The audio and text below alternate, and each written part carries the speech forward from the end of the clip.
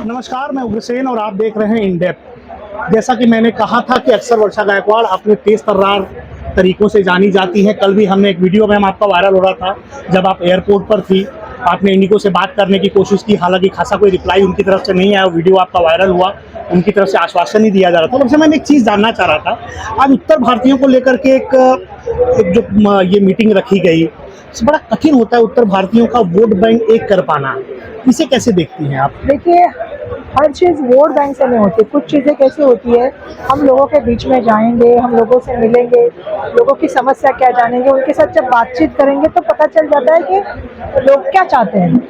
अगर आप लोग क्या चाहते हैं वो समझ पाए तो आप उनकी लोगों की आवाज़ बन सकते हैं। एक बार आप लोगों की आवाज़ बन गए तो लोग आपके साथ जुड़ जाएंगे। तो मुझे ऐसा लगता है कि आपको भी पता है कि जो आजकल राजनीति चल रही है वो कहीं ना कहीं धर्म और भाषा इस विवाद पे ही चल रही है। जबकि आज हम जब उत्तर भारतीयों से मिले तो हमें पता चला कि यहाँ के जो मुद्दे हैं वो ये मुद्दों से बड़े हैं। और ये मुद्दे क्या है? लोगों को सड़क नहीं है, लोगों के पास पानी की व्यवस्था पर नहीं है, लोगों को जो है क्या बोलूँ मैं आपको, ये बिजली नहीं है। और आज जो विषय रखते हैं लोग हमारे सामने, वो मुद्दे इससे काफी हद तक विपरीत मुद्दे हैं। क्योंकि अगर आपको बेसिक फैसिलिटी की बात करेंगे, क्योंकि आजकल क्या हो गया, राजनीति को सिर्फ 2-3 चीजों के ऊपर लेके जाने का काम होता है। जो महत्वपूर्ण मुद्दे हैं, जो लोगों के जरूरी मुद्दे हैं, उसके ऊपर बात ही नहीं हो जाती। जबकि बीएमसी का इलेक्शन है, सुनिए मेरा बात, ये बीएमसी का इलेक्शन मतलब गटर मेटर लाइट सड़क पानी। धर्म राजनीति से बड़ा है, आप समझ रहे हो। और राजनीति अपनी जगह होती है, धर्म अपनी जगह होता है। भाषा 10 किलोमीटर के बाद देश की भाषा बदलती है, देश की संस्कृति बदलती है। लेकिन आप अगर इस देश में सबके साथ रहना चाहते हो तो आपको उनकी जड़ समझना पड़ेगा। तो ये मुद्दे बाजू में रख के जो बीएमसी के मुद्दे हैं, जो लोगों के मुद्दे हैं, उसको ध्यान देना चाहिए। भाषा वाला जो विषय है, भाषा पर अक्सर देखा जा रहा है कि महाराष्ट्र में विवाद चालू है। अभी सारी पार्टियां उत्तर भारतीय की बात कर रहे हैं, लेकिन जब ये मामला आता है, जब उत्तर भारतीय सड़कों पर पीटा जाता है, तो अक्सर ये देखा गया है कि कोई पार्टी प्रमुख रूप से सड़कों पर नहीं उतरती, कोई उनकी बात नहीं करती। चुनाव की सरगर्मियां तेज बढ़ती हैं, लोग करीब आ जाते हैं, उत्तर भारतीय अचानक वोट बैंक नजर आने लगता है, उत्तर भारतीय हो जाते हैं। लेकिन जब यही उत्तर भारतीय सड़कों पर पिटा के हमने लास्ट टाइम कहीं देखे, तो उसको कैसे? हमने तो अलायंस पे बात रखी कि अगर ऐसे कोई किसी को मारता है, किसी के लिए अपशब्द इस्तेमाल करता है, किसी भाषा का अवमान करता है। महाराष्ट्र में हम मराठी का सम्मान करते हैं, लेकिन हम इस देश के संविधान का भी सम्मान करते हैं और सभी भाषाओं का सम्मान हम लोग करते हैं, क्योंकि मराठी हमारी अस्मिता है, हमारी मातृभाषा है। पर साथ में देश के संविधान ने हमें ये सिखाया कि सब भाषा का जो है सम्मान करना चाहिए, और व्यक्ति का सम्मान करना चाहिए, और उद्योग करने वाले आदमी को मदद करनी चाहिए। तो जब हमने किसी के साथ अलायंस के लिए ना कहा तो हमारा मुद्दा ही वही था कि अगर कोई छोटे छोटे समोसे करने वाले को या सब्जी बेचने वाले को कोई मारता है तो उसका हम समर्थन कभी नहीं कर सकते।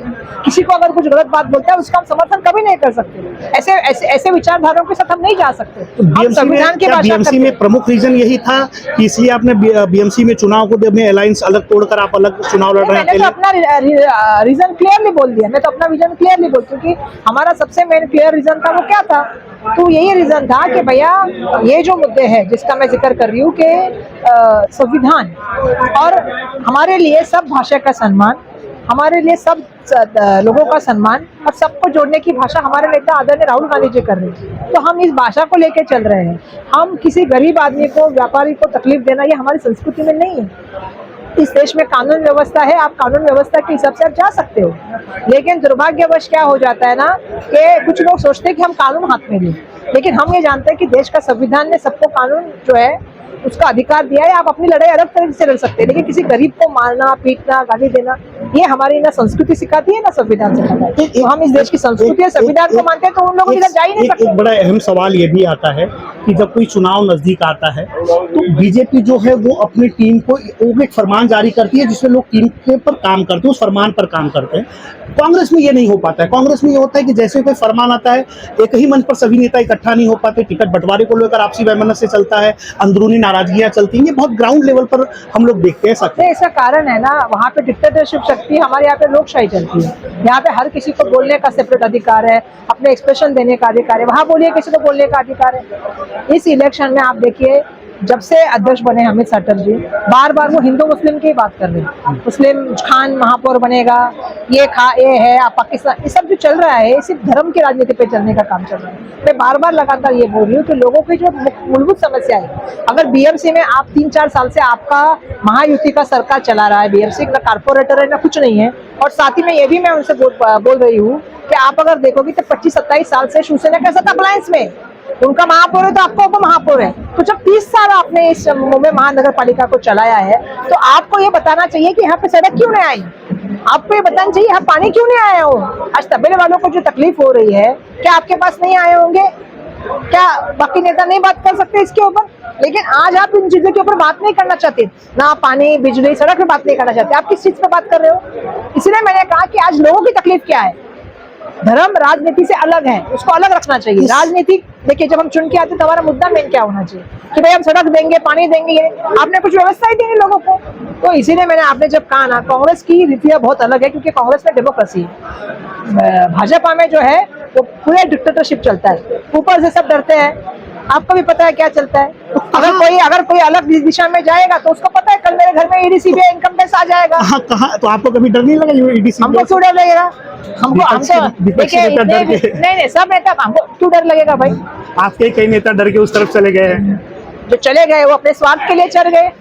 हमारा कांग्रेस पार्टी के डर भी हो सकता है, स्वार्थ भी हो सकता है, या उनको सत्ता का लालच हो सकता है। हम कांग्रेस ही है, और हम कांग्रेस के लोगों जो है, हम कांग्रेस विचारधारा से जुड़े हैं। विचारधारा बदली नहीं जाती। मैंने इसीलिए कहा कि देश का संविधान का धागा पकड़ के हम राजनीति में उतर के आए हैं। देखिए, जब हम लड़ाई में उतरे हैं तो सामने वाला का जो भी हथियार हो, अगर हम सच और ईमानदारी की लड़ाई लड़ते, मैं थोड़ी देर पहले इनको भी भाषण में वही कहा कि अगर आप सच और लोगों की आवाज बन के उतर रहे हो तो आपका फल मीठा ही आएगा, क्योंकि आप लोगों के लिए लड़ाई करने का काम कर रहे हो। फल को कैसे देखते हैं, चुनाव से जोड़ के देखते हैं? नहीं, फल को मैं इस तरह से देखती हूँ कि लोगों का विश्वास पाना बहुत जरूरी है। देखिए, आज वर्षा गायकवाड़ किस चीज के लिए खड़ी हो गई है ये लोग जानते हैं। आपने मुझे सवाल पूछा कि आप डरते नहीं है क्या, तो आपको पता है कि मैं डरती नहीं हूँ। आपने मुझे पूछा, हम देखते हैं कि जहाँ पर आप उतरती हैं, धारावी में सबसे पहले अडानी के खिलाफ मुद्दा उठाया, इंडिगो पर देखा, तमाम आपके वीडियोस वायरल होते हैं और हम देखते हैं। इंडिगो में कल गई, मैंने एविएशन मिनिस्ट्री से पूछा कि ठीक है, इंडिगो की जिम्मेदारी आप ये बोल सकते हैं कि उनकी मनमानी चल रही है, लेकिन सरकार भी तो कल गायब थी। सरकार कहाँ दिखी? लोगों को पानी, आप यकीन मानिए, एक लड़की अंदर गई है, माँ बाप बाहर खड़े हैं, उनको पता नहीं लड़की जाएगी कि नहीं फ्लाइट में, और उसकी बैग तो अंदर चली गई। तो पेरेंट्स ये सोचे कि हम कितना देर रुके, 4 घंटे से पेरेंट्स रुके थे वहां पे। आप समझ नहीं रहे, कोई घर पे बीमार था, कर्मचारी आए थे। तो ये जो, अगर लोगों की आप आवाज नहीं बनोगे तो कौन आवाज बनेगा? देखो, जो काम आप लोगों का भी है और जो काम विरोधी पक्ष का है, जनता का आईना बनना, जनता का समस्याओं को लोगों के सामने लेके आना, ये लोक प्रतिनिधि का काम होता है। जो मैं कर रही हूँ, मैं सांसद हूँ, मेरे एरिया में दोनों टर्मिनल्स है, मुझे बोलना चाहिए था, मैंने बोलने का काम किया। मैंने एयरपोर्ट अथॉरिटी को भी बोला, आप इतना तो कर सकती थी कि लोगों को आप पानी और बिस्किट या कुछ खिला के पिला सकते, देने का काम कर सकती थी, बैठने की जगह दे सकती थी। वहां पे पार्किंग का रेट आपने बढ़ा दिया, पर घंटे का आपने 250 रुपए पार्किंग का लिया। लोग इंतजार में है कि हमारा फ्लाइट जाएगा कि नहीं जाएगा, तो लोग गाड़ी कैसे लेके जाए? आज की जो मीटिंग में उत्तर भारतीयों से जो वादे हुए हैं, और ये वादे, तो ये वादे क्या धरातल पर उतरेंगे? देखिए, हम जब वादे करते हैं तो हम, कांग्रेस पार्टी ने कभी 15 लाख का वादा नहीं किया, 2 करोड़ युवाओं को रोजगार का वादा नहीं किया। क्या कांग्रेस पार्टी ने एजुकेशन का वादा किया, राइट टू एजुकेशन लाया। कांग्रेस पार्टी ने अन्न का हक का बात की तो अन्न सुरक्षा विधेयक लाया। कांग्रेस पार्टी ने आरटीई लाया, राइट ऑफ इंफॉर्मेशन लाया। कांग्रेस पार्टी ने हेल्थ का अधिकार लाया। आप मुझे बताएं, जितनी योजना कांग्रेस पार्टी ने की थी, जितने पब्लिक सेक्टर कांग्रेस पार्टी ने बनाए थे, चाहे वो IIM हो, IIT हो, या जो रेलवे हो, आपका सब कुछ बात हमने आज थोड़ी देर के लिए, तो किसने गया? आज उसकी हालत क्या है? इसलिए मैंने पूछा ना, नोटबंदी का फायदा आपको हुआ क्या? लोगों ने क्या जवाब दिया?